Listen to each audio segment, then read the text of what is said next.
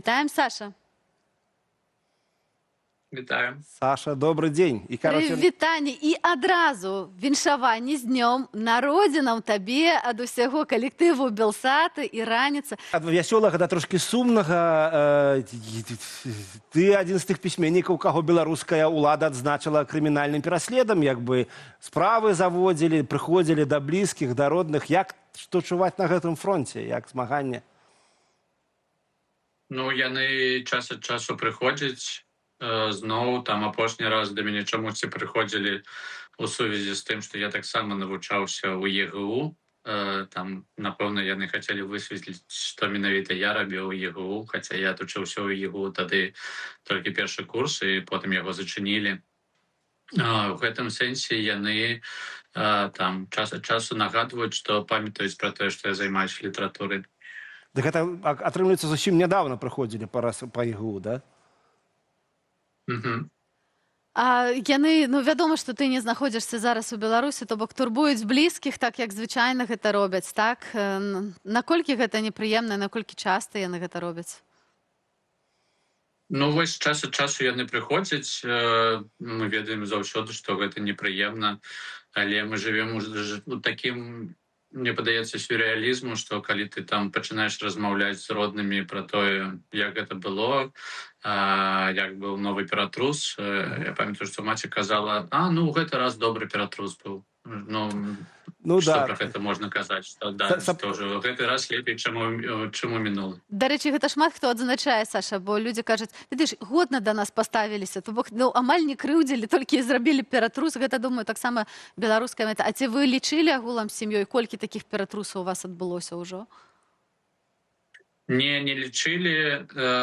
Ну і там яны ж не толькі выкарыстоўваюць ператрус, у іх ёсць розныя там розныя магчымасці ціску. І ў гэтым сэнсе, але мне падаецца, што гэта ж не толькі моя такая персанальная гісторыя. У гэтай гісторыі апынуліся зараз там тысячы беларусаў. У гэтым сэнсе са мной не здараецца нічога новага ці нічога такога. Я не ведаю таго, што трэба было б неяк так падсвечваць, таму што, на жаль, гэта такая вельмі простая беларуская гісторыя шмат для каго зараз.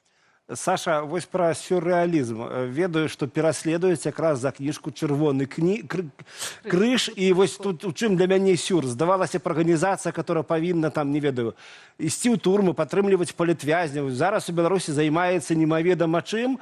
І ты ў свой час сустракаўся з прадстаўнікамі міжнароднага чырвонага крыжа і казаў ім: паглядзіце, якім крынжом займаецца Чырвоны крыж у Беларусі. І гэта, я думаю, што адна з прычын пераследу. Што там зараз? І ці удзельнічаеш ты ў гэтым трэку, ну, як бы? Ну, мне падаецца, што другі зараз пераслед за слана. Чырвоны крыж таксама забаронены, але нібыта пераслед другі. І другая справа за тое, што я таксама было інтэрв'ю за тое, што я размаўлял пра слана, а так як слон экстрэмісцкі, нібыта я не магу размаўляць пра свае кніжкі, і нібыта за гэта другая справа. Так, я размаўлял з Чырвоным крыжом. Гэта было там на пачатку пратэстаў, і я размаўлял з прэзідэнтам Чырвонага крыжа. Ён запрасіў мяне, насамрэч. Пачалося з таго, што ён запрасіў мяне, таму што яму вельмі спадабаўся Чырвоны крыж. Ён атрымаў кніжку ад прэзідэнта Швейцарыі, якая сказала: вось, трэба табе пачытаць. Ён пачытаў, запрасіў мяне, але ён хацеў размаўляць пра літаратуру, а я сказаў, што мне зусім не цікава зараз размаўляць з ім пра літаратуру. Мне там прыемна, што яму кніжка спадабалася, але давайце паразмаўляем пра Беларусь і пра тое, што адбываецца ў Беларусі. Ён адразу згубіў усялякі інтарэс да нашага там.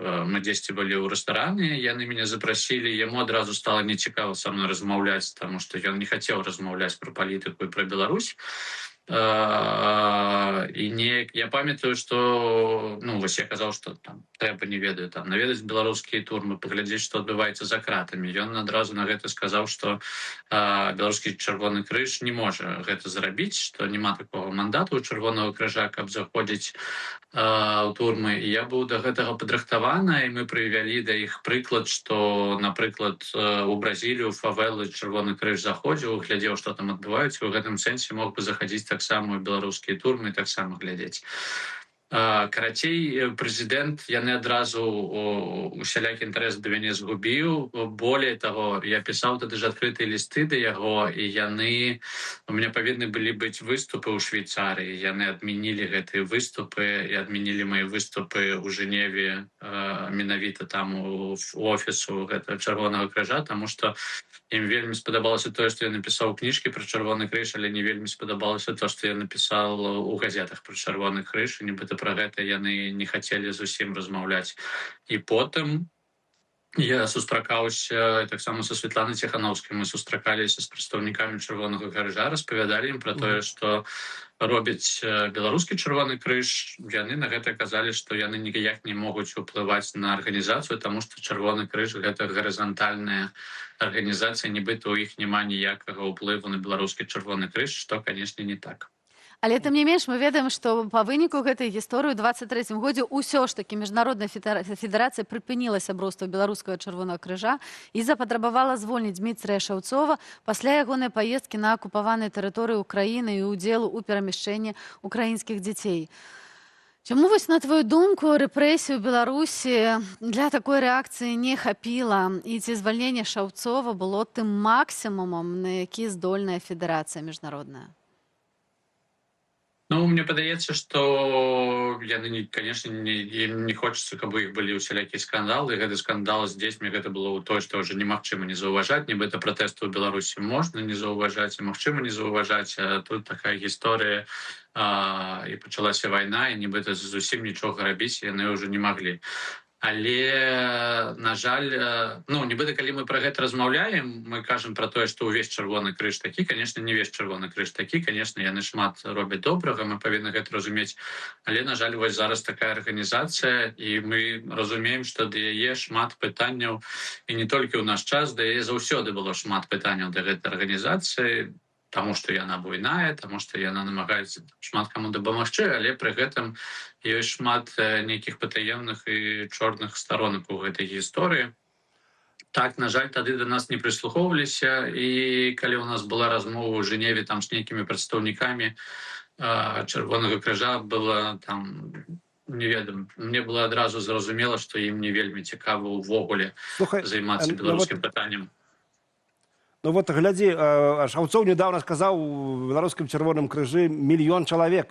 Ясна, што там нехта па прымусу, нехта па зову сэрца. Але як вот гэтым людзям сябе аддзяляць ад дзейнасці той арганізацыі, да якой яны быццам бы належаць, нават хаця б проста плацячы узносы? Як вырашаць вось гэту маральную праблему? Быццам бы ты да хорошага справы прычыніўся, а ерунда нейка атрымліваецца. У мяне пытанне пра тое, ці там сапраўды ёсць 1 мільён чалавек, таму што мы ведаем, што людзі, якія... Мы ведаем же, што Чырвоны крыж не толькі займаецца тым, што вось ён нібыта... Ну, зараз там мы разумеем з дзецьмі ўсю гэтую жудасную гісторыю, але, напрыклад, у 2020 годзе прадстаўнікі Чырвонага крыжа былі нібыта назіральнікамі, і на выбарах, і яны назіралі за тым, як падлічваюць галасы, і 2298 раз назіральнікі Чырвонага крыжа не заўважылі ніякія там падзеі, якія адбываліся, так? І ў гэтым сэнсе усе тыя, ну, можа, не ўсе, але шмат хто з прадстаўнікоў Чырвонага крыжа, яны на мінулых выбарах, гэтыя ж людзі, яны былі прадстаўнікамі усялякіх там афганскіх, ветэраны Афганістана і т.д. і т.п. І ў гэтым сэнсе, калі ён кажа пра 1 мільён чалавек, які выходзяць у беларускі Чырвоны крыж, я не ведаю, так гэта ці не, і мне падаецца, што там магчыма, што 500 000 з гэтых людзей, яны на мінулых выбарах яны былі усе ветэраны Афганістана. У гэтым сэнсе мы ведаем, як у Беларусі, на жаль, некаторых беларусаў, у іх ёсць праблемы з тым, каб падлічыць нешта простае нейкія там. Твоя кніга вельмі паказальная, вось той выпадак, які ты прывёў, што табе забаранілі прэзентацыю кніжкі «Чырвоны крыж» у Чырвоным крыжы, нават у Швейцарыі, не проста ў Беларусі. Гэта кажа пра тое, што беларуская культура быццам бы і запатрабаваная, але свет наогул не ўсё хоча чуць пра тое праўду, якая адбываецца ў нашай краіне. І тут хачу закінуць вудачку трошкі на заўтрашнюю дыскусію, якая будзе ў рамках Мальдзіс-фэста. Вось на твою думку, ты шмат маеш сустрэчаў з рознымі аўдыторыямі, што свет насамрэч гатовы чуць пра нашу краіну і наколькі беларуская культура цікавая і праўда пра Беларусь цікавая іншаземцам? Ну, мне падаецца, што еўрапейцы былі зацікаўлены у нас на пачатку пратэсту ў 2020 годзе, таму што гэта была такая прыгожая карцінка, і беларусы прыгожа змагаліся. І, на жаль, усе людзі ў Еўропе і ў свеце, яны, ну, я не ведаю, я кажу, што яны нібыта як серыялы Netflix глядзяць за навінамі. Вось ім было вельмі цікава глядзець за Беларусю, а потым, калі гэта ўжо 6 месяцаў адбываецца, потым становіцца нецікава. І потым пераключаюцца, мы бачым, як усе пераключыліся на канфлікт ва ўкраіне. Потым вайна ва ўкраіне нібыта адышла на другі план, і усе пачалі глядзець там пра палестынскі канфлікт. І ў гэтым сэнсе мне падаецца, што нам патрэбна увесь час рабіць адну і тую ж працу, працягваць распавядаць пра Беларусь, пра тое, што нам зараз увесь час распавядаюць пра тое, што рэпрэсій становіцца менш. Мы разумеем, што рэпрэсій, канешне, не становіцца менш, яны змяняюцца, іх там па-іншаму гатуюць гэтыя рэпрэсіі, і трэба пра гэта распавядаць. Ёсць людзі, якія увесь час зацікаўлены ў Беларусі. Мне падаецца, што там, калі казаць, напрыклад, пра беларускую літаратуру, то літаратура, яна значна лепш робіць сваю працу, чым, напрыклад, там беларуская зборная по футболу. Пра беларускую літаратуру ў Еўропе ведаюць добра, ведаюць імёны сучаснай беларускай літаратуры. І ў гэтым сэнсе мне падаецца, што там тое, што мы можам рабіць, мы робім, і нібыта будзем працягваць далей. Дякую вялікі. Дякую вялікі. З задавальненнем паслухаем завтра вашу дыскусію. Всяго добрага. Яшчэ раз з днём народзінаў. Пісьменнік Саша Філіпенка завітаў на раніцу з Белсатам.